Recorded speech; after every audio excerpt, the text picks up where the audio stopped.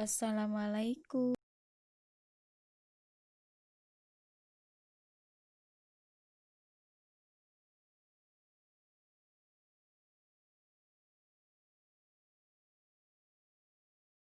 Suku kata di dalam bahasa Sunda disebutna engang. Engang ini jadi dibagi beberapa suku. Contohnya yaitu kandang. Kandang. Kita mengucapkannya aja udah 2 jeda. Kandang.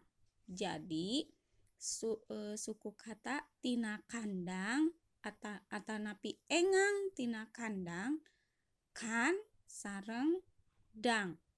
Ayeuna janten kandang gaduh 2 engang hiji 2.